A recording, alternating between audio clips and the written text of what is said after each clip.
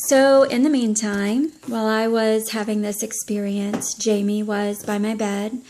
They had tested the fluid in my lungs and they told Jamie that I had MRSA in my lungs. So, they started me on a very strong antibiotic.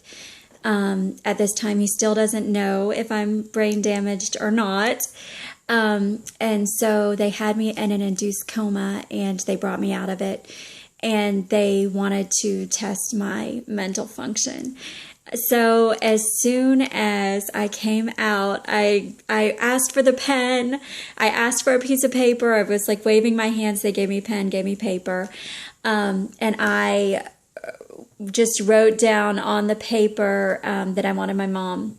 And they were so surprised at how quickly I had come out and that how they knew instantaneously that I did not have brain damage.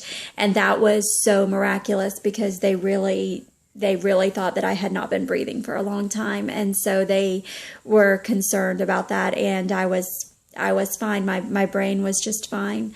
I knew, though, that I needed and I wanted my mom. My husband, Jamie, was on the phone with my mom and had been keeping in contact with her. And when they woke me up, my mom was on the phone and she said, "I'll come soon." And I wrote on the paper, "Mom, come." And she's like, I'm going to come. I'm going to come as soon as I can. And I wrote, "No, Mom, come now." And she was at work with her nurse friends. And they said, "You better go get that girl." And so she knew she needed to come right away. And that was also a part of God's plan. Within one day, I had been transferred out of ICU and into a regular room. And my mom got there just in time. They were supposed to be giving me vancomycin for the MRSA, and my stats were really bad. They were really thready.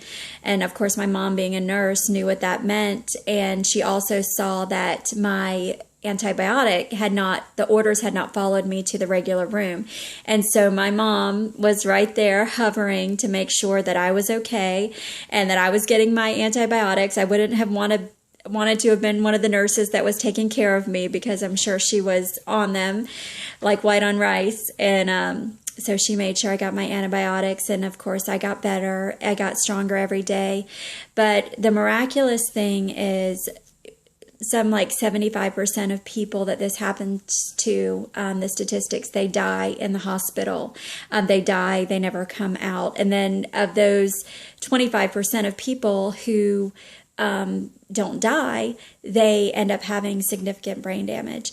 I was so blessed, and I know that those angels touched me. I know that they healed me.